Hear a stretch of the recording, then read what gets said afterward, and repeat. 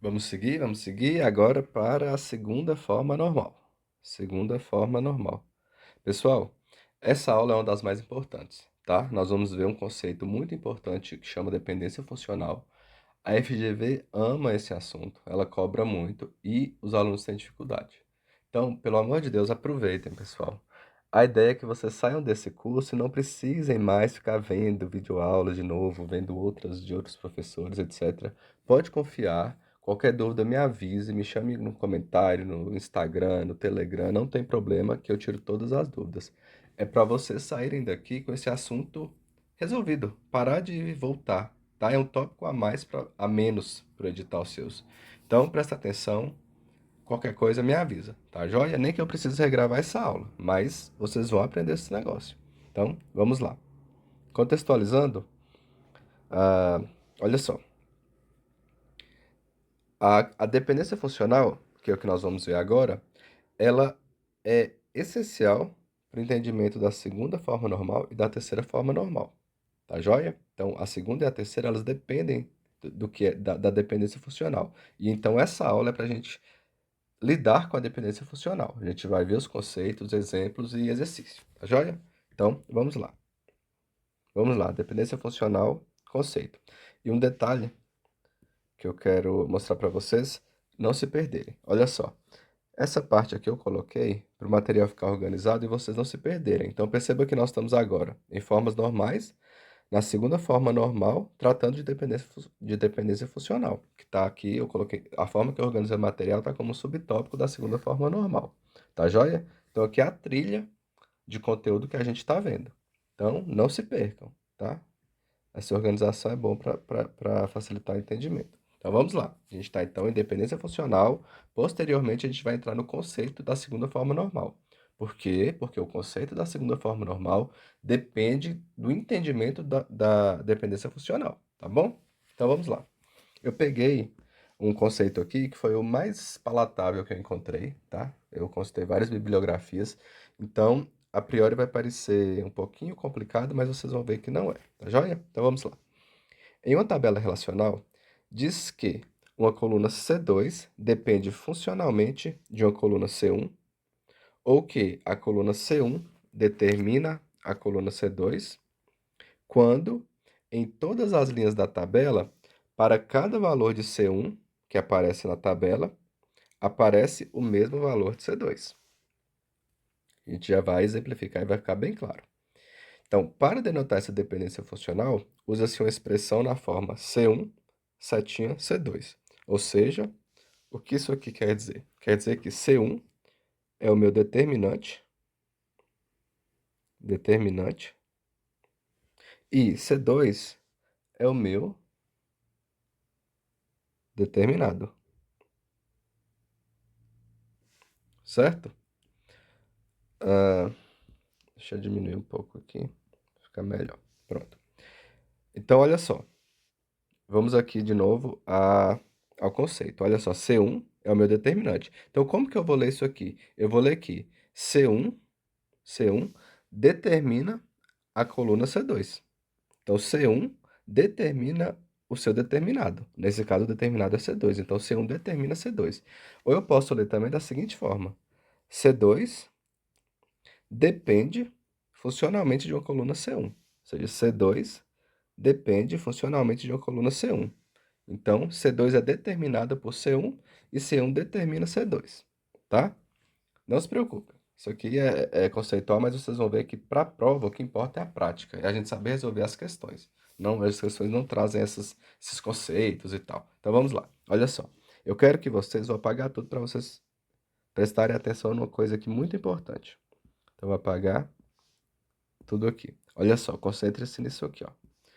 Cada valor de C1, que é o determinante, que aparece na tabela, aparece o mesmo valor de C2. Ou seja, pessoal, a partir do momento que eu tenho um valor de C1, eu tenho certeza absoluta que o valor de C2 é o mesmo. Então, se nessa tabela aparecer C1 10 vezes, eu tenho certeza que para cada vez que aparece o C1, nessas 10 vezes, eu vou ter no C2 o mesmo valor.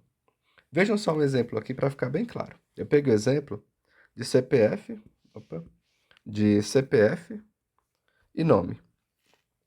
Via de regra, a gente parte da premissa que, a partir do momento que eu tenho o CPF, eu tenho certeza absoluta que esse CPF é da pessoa X, certo? Não é assim que funciona? Eu não posso ter, por exemplo, o mesmo CPF que identifica 4 pessoas. Já pensou a bagunça que ia ser? Não é? Então, olha só. Vamos lá, eu tenho o CPF 1, 2, 3, 4, 5, 6, 7, 8, 9. Eu tenho certeza absoluta que esse CPF, a partir do momento que eu tenho esse CPF, ele se trata da pessoa João da Silva. Eu tenho certeza absoluta que se eu tenho o CPF 987, tal, 321, eu estou falando da Maria Souza. Eu tenho certeza absoluta que se eu tiver o CPF 45678923, eu estou falando do Pedro Santos. Então, é isso. O meu determinante aqui é o CPF. Eu tenho certeza que a partir do momento que eu tenho o CPF, eu vou ter o mesmo determinado, ou seja, eu vou ter a mesma pessoa do outro lado. Então, perceba aqui, se eu tiver essa tabela aqui, vamos fazer um exercício aqui. Se eu tiver nessa tabela mais um dado, e eu colocar aqui, ó, 1, 2, 3, 4, 5, 6, 7, 8, 9. A partir do momento que eu tenho esse CPF, e eu sei que esse CPF, ele se trata de João da Silva, eu tenho certeza absoluta que o meu nome vai ser João da Silva. Ou seja, eu estou falando aqui da mesma pessoa, João da Silva. Entenderam? Então, o determinante CPF determina o nome João da Silva. E agora, vamos pegar outro exemplo. E se eu colocasse aqui, ao invés de João da Silva, eu colocasse aqui José? Isso iria estar certo, pessoal? Não, aqui eu iria ferir a regra, porque o meu determinante não está definindo mais a pessoa João da Silva. Ou seja, eu estou tendo um CPF que determina pessoas diferentes. Então isso estaria errado. Isso feriria esse conceito, em que C1 determina C2, em que CPF determina nome. Ficou claro? Agora eu poderia ter, pergunto a vocês, né? Eu poderia ter, por exemplo, a seguinte situação. Vou colocar o nome aqui. Ana Oliveira, certo? Que é esse mesmo nome aqui. E o CPF aqui eu vou colocar 10, 20, 30. Eu pergunto a vocês, isso aqui está correto? Isso aqui está ferindo a dependência funcional? Então, pessoal, não está. Por quê? Olha só, qual é a análise que nós fazemos? A análise é do determinante para o determinado. Não é do determinado para o determinante. Então, veja só, eu tenho certeza que toda vez que nessa tabela aparecer o valor 10, 20 e 30, eu garanto que eu estou falando da pessoa Ana Oliveira. O que não quer dizer que se eu tiver o valor aqui, o nome Ana Oliveira, eu vou ter o mesmo CPF, certo? Vamos pensar no caso prático. A gente tem as pessoas com os nomes homônimos, ou seja, a pessoa tem o mesmo nome. Então, até por isso, nós precisamos de um CPF único, certo? Porque se a pessoa tem o mesmo nome, como que eu vou identificar quem é quem, já que o nome pode se repetir? Então, o caminho é sempre esse, tá? O caminho é determinante para determinado.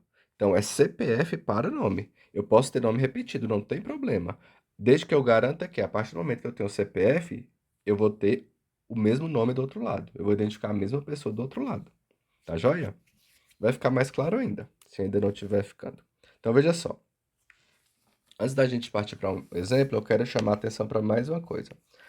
O determinante de uma dependência funcional pode ser um conjunto de colunas, e não somente uma coluna, como na definição acima que nós demos. Então, por exemplo, nesse exemplo aqui de baixo, eu posso dizer que o determinante para total de vendas é o preço. Deixa eu fazer a tabela aqui em cima, as linhas aqui em cima. Eu posso dizer que o determinante que é o preço e também a quantidade de vendas, certo? Por quê? Pensam comigo se isso não faz sentido. Olha só, como que eu chego no valor aqui do total de vendas? Eu preciso multiplicar o preço do produto vezes a quantidade vendida desse produto. Concordam comigo? E eu pergunto para vocês, qual é, de quais colunas o total venda depende? Ela vai depender tanto de preço quanto da quantidade de vendas. Então eu tenho o quê? Preço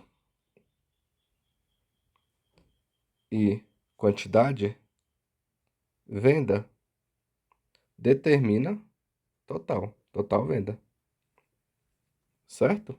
Então, essas duas colunas, esses dois atributos vai definir o total. Então, preço e quantidade de venda é o determinante e o total é determinado. Vamos fazer um exercício para ver se é isso mesmo? Veja só, eu pergunto a vocês, eu posso garantir que sempre que eu tiver um valor aqui de 20, um preço de 20 e uma quantidade de venda 5, eu posso garantir que sempre que eu tiver esses dois determinantes, eu vou ter um total de venda de 100? Posso, não posso? Por quê? Porque eu vou multiplicar o preço pela quantidade de vendas para chegar no total. E olha só, eu tenho aqui que 25 e 5, eu chego no total de venda 100. Eu garanto aqui embaixo também que se eu tenho o preço de 20 e a quantidade de venda 5, eu chego no total de venda 100. Enquanto o contrário não é verdade. Vejam só, poderia ter, por exemplo, vou fazer aqui de vermelho. Eu poderia ter, por exemplo, um preço de 25. Olha só, um preço de 25 e uma quantidade de vendas de 4. Isso ia me dar um total de vendas de quanto? De 100. Concordam comigo?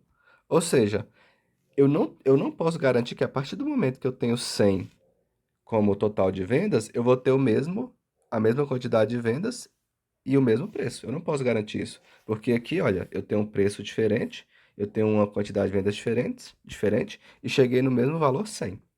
Isso reforça o que eu falei anteriormente. É o determinante que define o determinado, não o contrário. Então, é preço e quantidade de vendas que me garante que eu vou ter o mesmo valor em total de vendas. Tá certo? Espero que tenha ficado claro. Se não ficou, agora vai ficar. Vamos pegar esse exemplo aqui. Olha só. Esse exercício aqui é essencial. Vocês precisam entender como a gente raciocina para resolver as questões de prova, tá? Então prestem muita atenção. Olha só.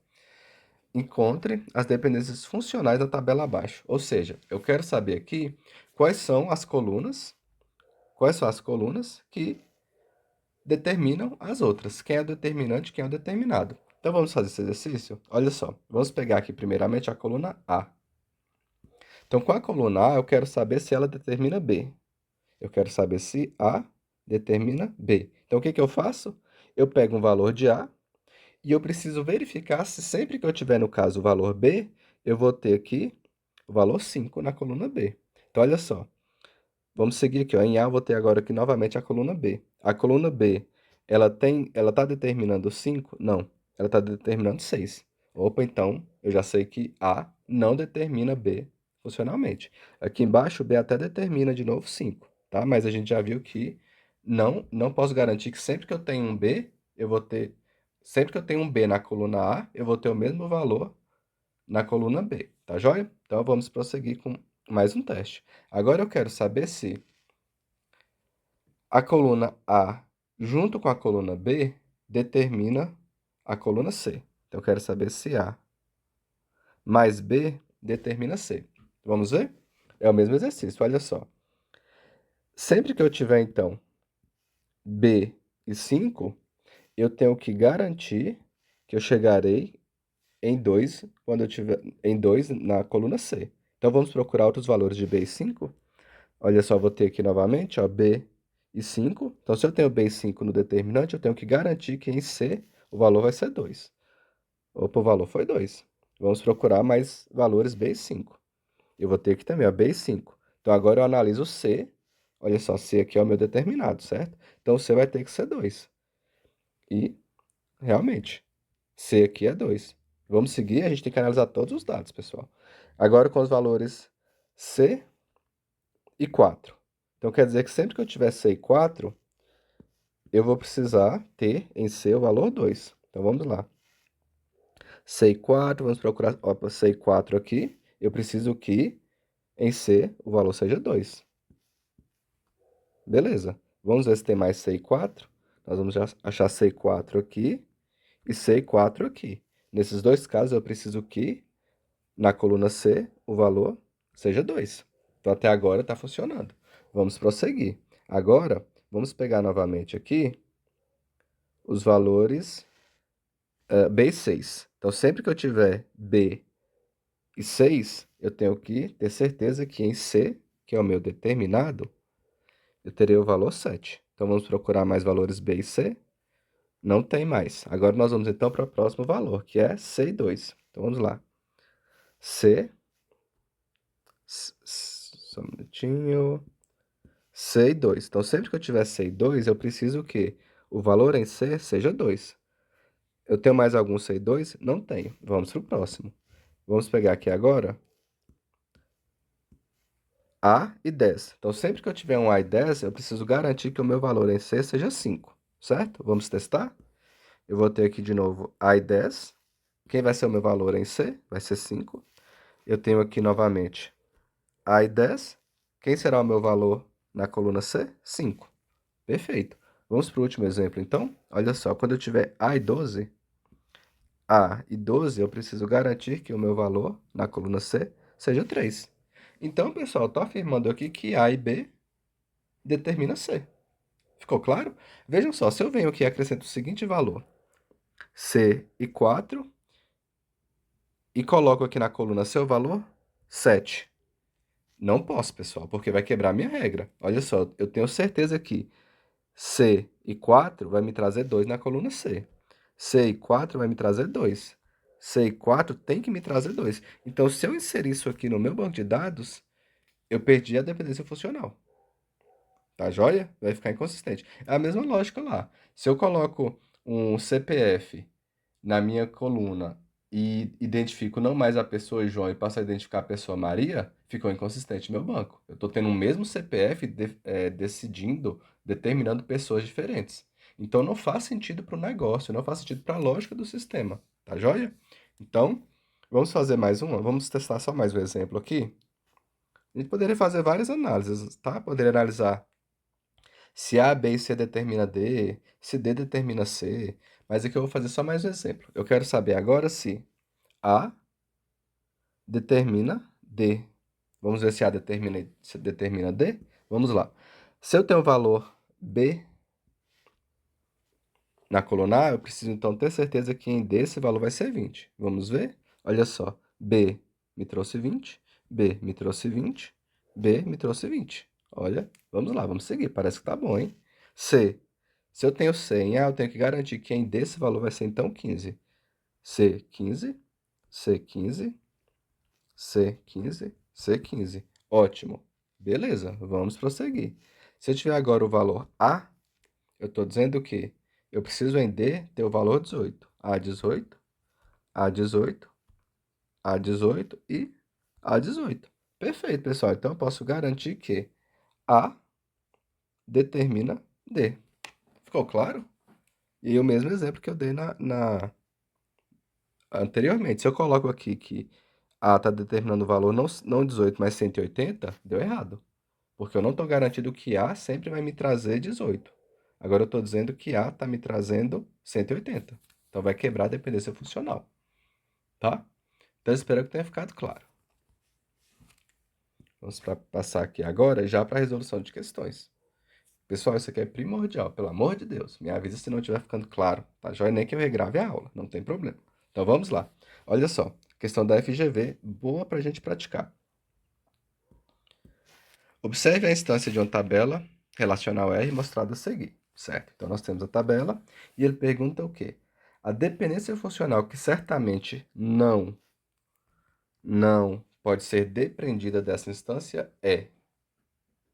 Vamos verificar? A gente vai fazer aqui o mesmo exercício. Olha só, aqui nós temos que, na letra A, nós temos que, ele está falando que A determina A2. Ou seja, eu tenho que analisar na tabela se sempre que eu tenho um valor em A1, eu vou ter o mesmo valor em A2. Vamos fazer esse exercício? Olha só, eu tenho aqui, ó, A1, então, 2. Se eu tenho A1 como 2, eu tenho que A1, quando eu tiver o valor 2 em A1, eu sempre terei o valor 3 em A2. Eu tenho mais algum valor 2 em A1? Não tenho. Então, a gente já pode analisar a próxima. A próxima eu tenho aqui que A1 é 5. Então, sempre que eu tiver 5, eu preciso ter em A2 o valor 6. Eu não tenho mais nenhum valor 5 aqui na tabela 1. Vamos seguir. 4. Sempre que eu tiver o valor 4 em A1, eu terei que ter 6 em A2. Só que eu não tenho mais valor 4 em A1 para eu testar. Então, vamos seguir. 8. Se eu tiver o valor 8 em A1, eu preciso ter o valor 9 em A2. Vamos testar? Bom, eu só tenho um valor 8, então não tem muito o que testar. Vamos seguir. Eu tenho o valor 6 em A1, então sempre que eu tiver o valor 6 em A1, eu tenho que garantir que em A2 também tenha o valor 4. Bom, na tabela não me trouxe mais linhas com o valor 6. Então, isso aqui é até tranquilo, né, pessoal? Porque vejam só, se o determinante aqui, que é A1, não repete na tabela, eu posso ficar tranquilo que ele está determinando A2. Agora, se eu tivesse, por exemplo, uma outra linha aqui com o valor 2, por exemplo, aí sim eu tenho que checar, né? Eu tenho que pegar aqui A2 aqui determinou 3, beleza? Então eu tenho que ter certeza que quando eu tiver 2 de novo, o A2 vai ser 3. Aí eu teria que fazer essa checagem. Mas como os valores em A1 não se repetem, ficou até tranquilo, né? Então vamos agora analisar a opção B. Na opção B, ele está me falando que A1 com A2 determina A2. A gente vai analisar aqui, mas depois nós vamos ver umas propriedades que vai facilitar esse tipo de resolução aqui, tá bom? Mas vamos lá. A1 e A2. Então, eu preciso que quando A1 for 2 e A2 for 3, eu tenha em A2 o próprio valor 3. Tem algum outro exemplo aqui de A1 valendo 2 e A2 valendo 3? Não tenho. Então, percebam, pessoal, que nessa tabela não vai ter repetição. Eu iria preocupar aqui se eu tivesse novamente o valor, por exemplo, 2 e 3. Mas se 2 e 3 está determinando o próprio valor, então percebam que sempre vai cumprir a dependência funcional. Porque se eu mudo aqui para 4, 2 e 4, eu posso garantir também que A1 que é 2 e A2 que é 4 tá determinando quem? O próprio A2 que é 4 também. Vocês entenderam isso aqui? Ou seja, o determinado, ele compõe o determinante. O A2 está compondo o A1 e o A2, que é quem determina. Mas nós vamos ver depois as propriedades quanto a isso. Aqui é um pouquinho lógico, por isso que eu tentei explicar, mas a gente vai chegar lá nas propriedades. Então vamos seguir aqui. Se eu tenho 5 e 6, eu tenho que garantir que o A2 vai ser 6. Beleza. Se eu tenho o 4 e 6, eu tenho que garantir que o A2 vai ser 6. Se eu tenho 8 e 9, eu preciso garantir que o A2 é 9. Se eu tenho 6 e 4, eu preciso garantir que o A2 é 4. É o que eu falei, como aqui eu não tenho mais linhas, se eu tivesse aqui 6 e 5, também iria respeitar, porque eu teria 6 e 5 determinando o próprio 5. Então, tudo certo até aqui, tá? Pode parecer um pouco confuso, mas com a prática não fica tão confuso, não. Já já vocês pegam a manha. Então, vamos lá. A2 determina A3. Vamos analisar. Se A2 determina A3, olha só, sempre que eu tiver um 3, eu preciso que me traga um 4, certo? Então, vamos lá, tem mais algum 3 aqui? Não tem. Sempre que eu tiver um 6, eu preciso que me traga um 3. Então, 6 me trouxe um 3, 6 me trouxe um 3. Perfeito. Sempre que eu tiver um 9, eu preciso que me traga um 5. Trouxe um 5. E sempre que eu tiver um 4, eu preciso que me traga um 3. Beleza. A2 determina A3, tudo certo. Então, vamos para a próxima. Eu quero saber se A1 determina A3. Sempre que eu tiver um 2, eu vou ter um 4. Sempre que eu tiver um 5, eu vou ter um 3. Sempre que eu tiver um 4, eu vou ter um 3. Percebam que não tem problema repetir aqui o determinado. A gente preocupa no sentido determinante para o determinado. Ou seja, no sentido do A1 para o A3. Tá joia? Então, sempre que eu tiver um 8, vai me trazer um 5. E sempre que eu tiver um 6, vai me trazer um 3. Ok, tudo bem até aqui. Sem nenhum problema. Não feriu em nada. Então, vamos aqui para a última alternativa, que é A3 determinando A2. Vamos testar? Olha só, sempre que eu tiver um 4, eu preciso que me traga um 3. Sempre que eu tiver um 3, eu preciso que me traga um 6. Sempre que eu tiver um 3, eu preciso que me traga um 6. Até aqui tudo certo, né? O 3 me trouxe o 6, o 3 me trouxe o 6, perfeito. Sempre que eu tiver um 5, eu preciso que me traga um 9. E sempre que eu tiver um 3, eu preciso que me traga o quê? O 3 eu preciso que me traga um 6, não é isso? E quem ele me trouxe? Ele me trouxe um 4. Então aqui feriu a minha dependência funcional. Sempre que eu tiver um 3, eu preciso achar um 6. Mas nessa última linha, ele me trouxe um 4. Então, a dependência que certamente não pode ser depreendida dessa instância é a dependência em que A3 determina A2. Beleza? Viram que não é complicado? Dá um trabalhozinho, mas não é complicado. Vamos agora para mais uma? Vamos lá. Observe a instância da tabela de um banco de dados relacional mostrada a seguir. A dependência funcional que não é válida nessa tabela é. A gente vai fazer a mesma análise, pessoal. Vamos lá. Y Y determina Z. Vamos ver. Sempre que eu tiver um 1, eu preciso que o Z me traga um 19. Mas vejam só, o 1 aqui me trouxe 18. O 1 aqui me trouxe 17. Então, já temos a resposta. Já temos a resposta. Opa, deixa eu colocar aqui com a caneta. Letra A não é válido, porque o meu determinante está trazendo vários determinados diferentes. Não rola, tá errado. Vamos só fazer mais alguns testes aqui. Acho que a gente já praticou bastante, né? Vou pegar mais um exemplo aqui, ó. Vamos pegar aqui W e X. Vamos ver se W determina X? Vamos ver se W determina X? Olha só, para cada vez que eu tiver o valor, então, de A em W, eu preciso que X me traga PP. Beleza. Para cada valor em B, eu preciso que X me traga DF. Para cada valor em D, eu preciso que X me traga S. Para cada valor em E, eu preciso que X me traga FG. Ok, tudo certo. Vamos verificar mais um. Vamos verificar aqui o X e YX. Eu preciso verificar se... Opa. Se o e X determinam Y e o próprio X. Isso aqui também a gente vai ver lá nas propriedades. Bom, então, o que eu quero? Eu preciso o quê? Sempre que eu tiver 1 é o ix, certo? 1 e pp, eu preciso que isso determine meu y e meu x. Eu preciso que isso determine o quê? O y que é 1,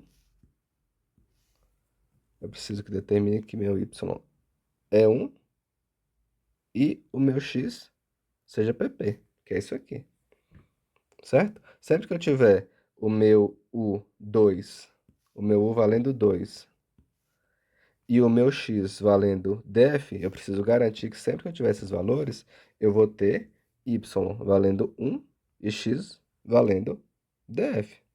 Então, tá tudo certo também. Isso aqui tem outra propriedade que nós vamos ver também. Sempre que eu tenho 3, o 3 e AS, eu preciso o quê? O meu valor de y seja 1 e o meu valor de x seja AS. Olha só, a gente vai ver uma propriedade depois que a gente pode eliminar. Tá vendo que x está dos dois lados? A gente pode eliminar que vai valer da mesma forma, certo? Vai valer da mesma forma e vai ser mais simples. Então, a gente pode até testar essa propriedade já, olha só. A gente vai ver depois, mas olha só. Eu posso dizer que sempre que eu tenho um U, eu vou ter o mesmo Y. Olha só, se eu tenho o U valendo 1, eu tenho certeza que o meu Y também vale 1. Ok. Se eu tenho U valendo 2, eu preciso ter certeza que o meu Y vale 1. Ok. Se eu tenho U valendo 3, eu tenho que ter certeza que o meu Y vale 1. Ok. É o que eu falei com vocês. O sentido é determinado, determinante para o determinado. Não é o inverso, tá? Se eu tenho o valendo 4, eu garanto que o meu valor, que em y eu vou ter o valor 2. Beleza, pessoal, tudo certinho, tá? Então, vejam que não é complicado. Se tiver complicado, me avise, que eu explico de novo. Não é para ser complicado, tá? Vamos lá. Essa questão aqui também é bem legal. Questão 3. No banco de dados relacional, considere uma tabela T não normalizada e contendo os atributos CPF, matrícula, nome, endereço e telefone. Sobre esses atributos foram apuradas as seguintes dependências funcionais. Olha só, ele está me falando que matrícula determina CPF, CPF determina nome, matrícula determina endereço e telefone determina matrícula. Assinale o esquema com as chaves primárias sublinhadas que está normalizado e produzido com decomposição sem perda. Decomposição sem perda, pessoal, é quando a gente pega um tabelão, igual nós já fizemos anteriormente, pega um tabelão e divide em tabelas menores. Então, quando eu faço essa decomposição, eu tenho que garantir que a partir das consultas que eu fizer nas tabelas originadas, nas tabelas decompostas, eu consiga chegar no tabelão que eu tinha anteriormente, tá? Então, isso aqui foi só um adendo que não impacta aqui na nossa resolução. Então, olha só. Ele trouxe aqui, espero que vocês tenham familiarizado já com isso aqui, ó, porque vocês já passaram por conceitos mais introdutórios. Mas o que ele quer dizer aqui? Ele quer dizer, por exemplo, que eu tenho uma tabela T1, com a coluna CPF e a coluna nome. E o que ele me diz? Ele me diz que CPF é a chave primária. Se ele está me falando que CPF é a chave primária, eu tenho certeza que essa chave primária não se repete. Não é isso? É o conceito, tá? De chave primária. Ela não se repete e não é nula. Então, eu poderia ter um CPF valendo 1, outro valendo 2, outro valendo 3. E eu vou ter certeza também que esse CPF vai determinar o nome. Eu posso ter o nome A, o nome B e o nome C. Eu tenho que garantir que sempre que eu tenha o valor 1, eu estou falando de A. Sempre que eu tenho o valor 2, eu estou falando de B. Sempre que eu tenho o valor 3, eu estou falando de C. Então, essa aqui é a lógica, tá? Quando ele me diz aqui que CPF determina nome. Por essa lógica que ele me trouxe aqui, eu não poderia ter nessa tabela, por exemplo, o CPF 1, novamente, trazendo o valor D. Por quê? Porque é ferir. Eu sei que meu CPF precisa me trazer sempre A. Eu não posso ter o meu CPF me trazendo D. Beleza? Então, é esse o sentido dessa questão. Ela é um pouco mais técnica porque ele traz aqui, ó, as opções em formato de tabela. Mas vocês vão ver também que não tá difícil, não é para assustar, tá? Olha só. Eu gosto nessas questões fazer a seguinte linha de raciocínio. Me acompanhem aqui. Eu vou pegar aqui, ó, cada um dos atributos. Então, eu vou ter matrícula, eu vou ter CPF, eu vou ter nome, eu vou ter endereço e eu vou ter telefone. Agora, vamos ligar umas setinhas aqui para a gente ver quais são as dependências funcionais. Olha só, ele me disse que matrícula determina CPF. Então, matrícula determina CPF. Ou seja, sempre que eu tiver uma matrícula, está associada ao CPF de uma pessoa. Isso é até lógico, né? De a gente pensar. Porque se eu tenho a matrícula lá na minha empresa, essa matrícula minha só pode identificar o meu CPF, não pode identificar o CPF de outra pessoa. Cada pessoa com a sua matrícula. Cada qual no seu cada qual. Então vamos lá. CPF também determina nome. Então CPF também determina nome. Então para cada CPF eu tenho um nome. Beleza. Matrícula determina endereço. Matrícula determina endereço. Então, olha só, matrícula determina endereço. Então, para cada matrícula, eu tenho um determinado endereço. E aí, muita atenção aqui, pessoal, porque aqui, isso aqui é uma questão de prova. Porque você pode falar assim, ah, mas não faz sentido, porque eu posso trabalhar no mesmo órgão, na mesma empresa da minha esposa, do meu esposo, então a gente mora na mesma casa, então eu tenho a minha matrícula, ele tem a matrícula dele, e o endereço é o mesmo. Tá, você está pensando conforme a vida real. E faz todo sentido. Mas a questão não é o que está dizendo. O que manda, pessoal, é o comando. Não importa a lógica. O que manda é o comando, tá? Esse caso aqui veio a calhar, porque esse caso aqui faz todo sentido. Mas esse caso aqui não faz sentido. Mas é o que a questão é que manda. Então desapega do que você acredita da vida real. Se atente aqui às tecnicidades da questão, tá? Então matrícula determina endereço, ou seja, se eu trabalho lá no meu órgão e, sei lá, meu filho, minha esposa, minha avó, minha tataravó vai trabalhar no mesmo.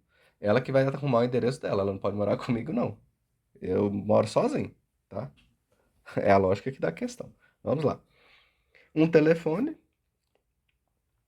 determina uma matrícula, tá? Então, se você mora aí com sua esposa e tem um telefone fixo, e vocês trabalham no mesmo lugar, esse telefone de sua casa ou vai identificar a matrícula sua ou a matrícula da sua esposa. Ele não pode identificar os dois, não, tá? É a lógica aqui da questão. Tudo bem. Vamos seguir. Então, olha só, pessoal. Agora o que nós vamos fazer? Nós vamos analisar cada opção. Percebam que o que está sublinhado é a minha chave primária. O que isso quer dizer? Isso quer dizer que a minha chave primária é que determina o meu nome. Então vamos ver. A minha chave primária CPF determina o meu nome? Só a gente vir na setinha, determina. CPF está determinando o nome. Beleza, tudo certo até aqui. Vamos ver então agora se matrícula determina CPF. Matrícula, a chave primária, ela determina CPF. Vamos aqui na nossa setinha. Olha só, matrícula determina CPF. Beleza. Vamos seguir agora para telefone. Tá me falando aqui agora que telefone ele determina matrícula e telefone também determina endereço. Vamos ver? Telefone determina matrícula, beleza? Mas pessoal, tem alguma seta aqui ligando o telefone com o endereço? Não tem. Então o meu telefone não determina o meu endereço. Não determina o meu endereço, tá? Então isso aqui, ó, tá errado. Beleza? Viram que ligando a setinha aqui fica mais simples? Deixa eu voltar aqui para eu tirar esse sublinhado. Pronto. Então, olha isso aqui, ó.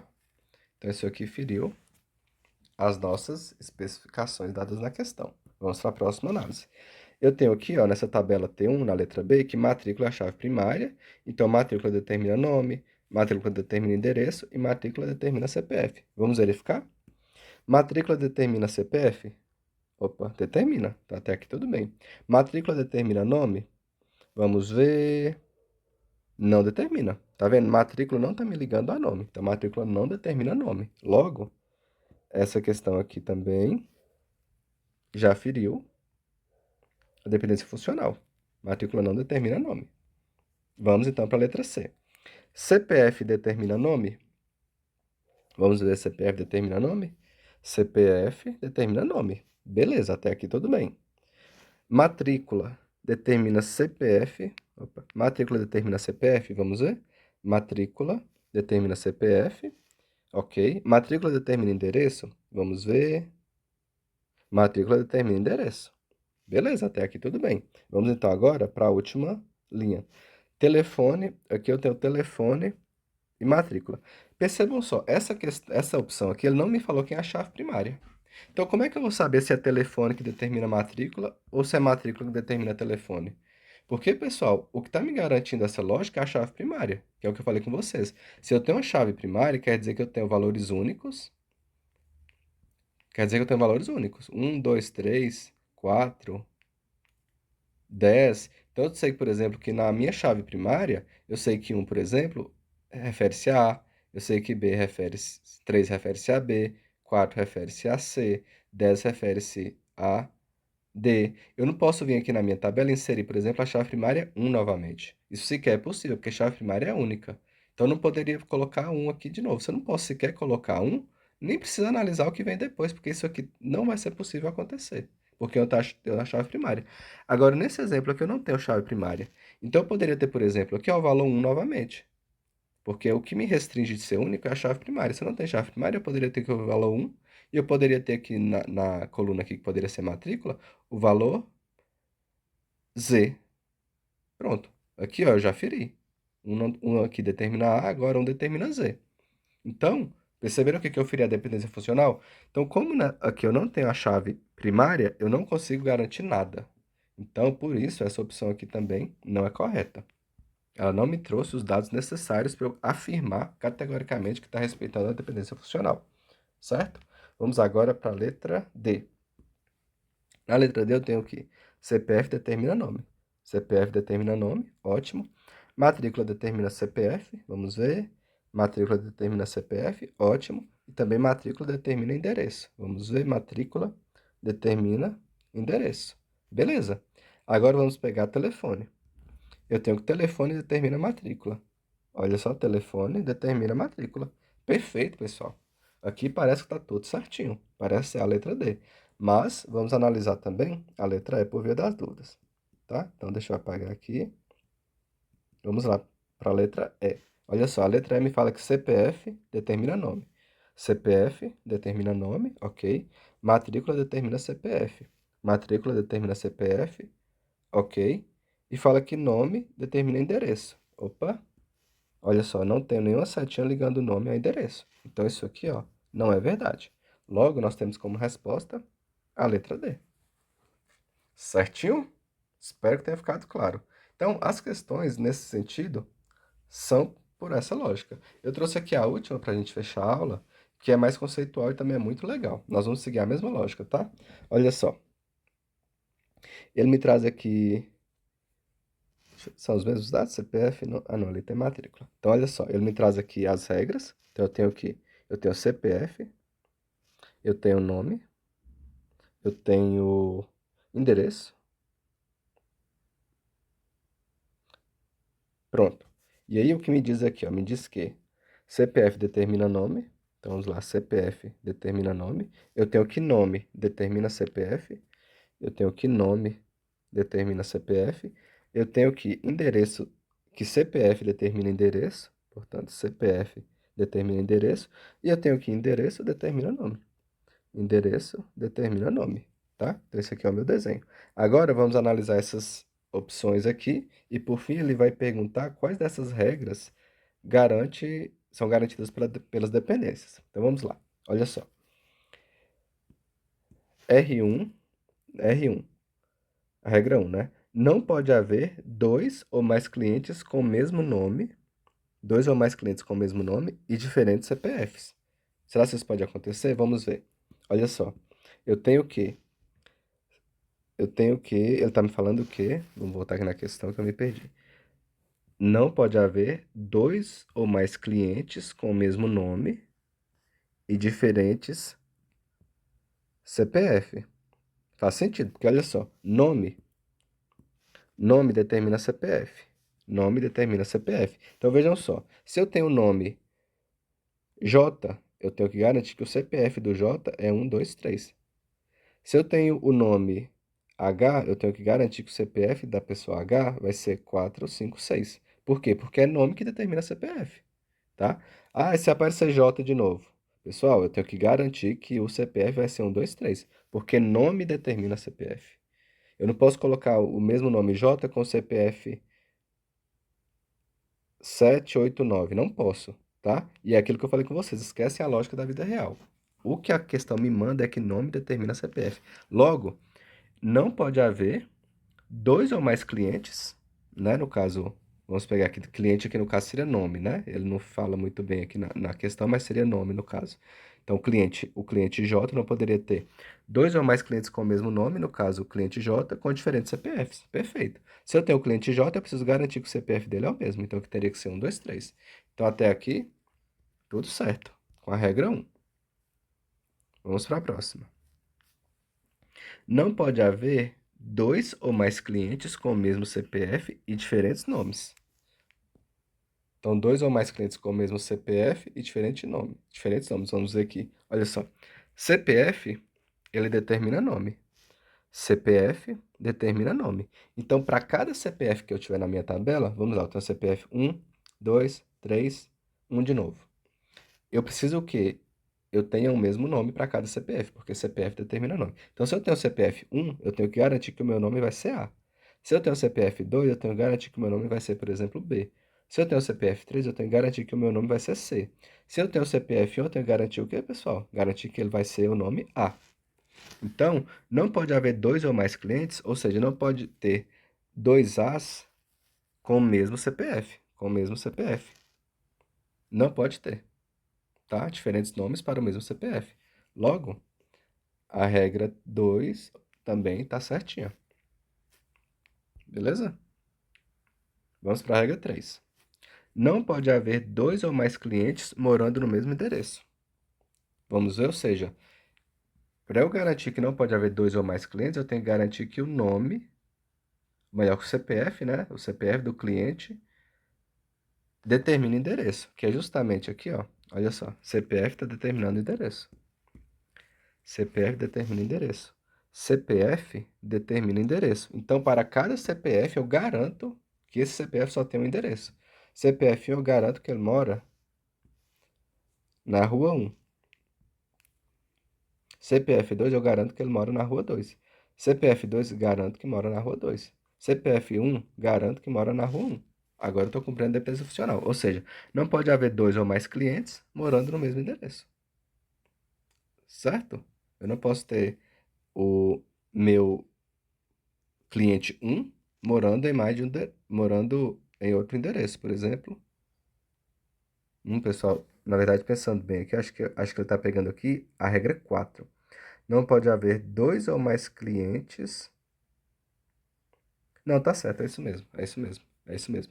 Essa questão ela não ficou bem feita porque quando ela fala cliente, eu não sei se ela está falando de CPF ou de nome, né? Então ela poderia ter trazido aqui, ó, dois ou mais, sei lá, nomes de cliente, CPF de cliente no mesmo endereço. Então ficou um pouco confuso, mas é isso mesmo. Não pode haver dois ou mais clientes, ou seja, eu não posso ter aqui, por exemplo, dois, o cliente 2 morando no mesmo endereço. Eu não posso ter o cliente 2 morando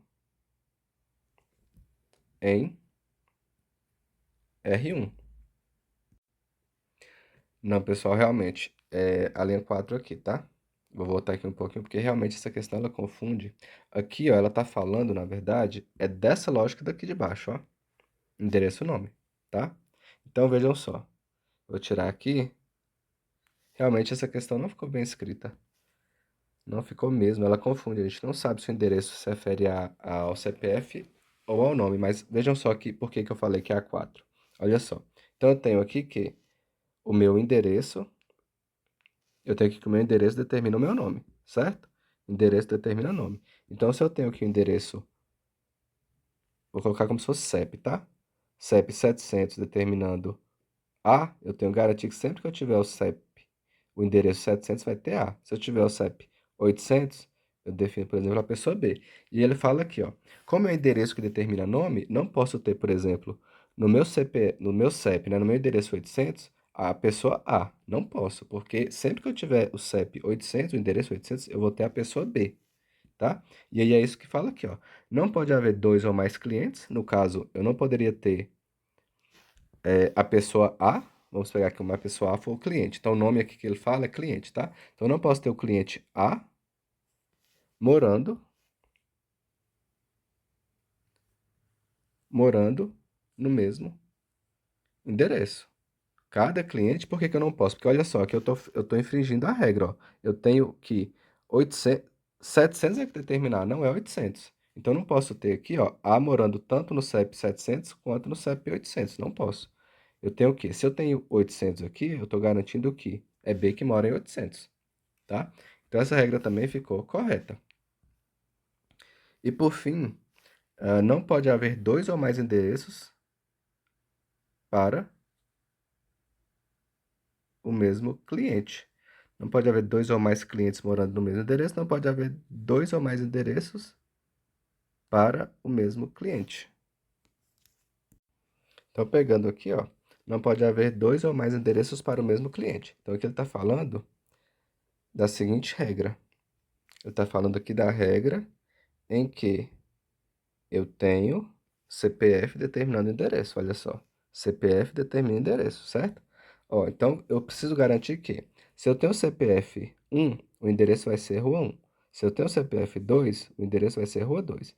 Se eu tenho o CPF 1 de novo, eu tenho que garantir que o CEP dele, a rua dele, o endereço dele vai ser R1.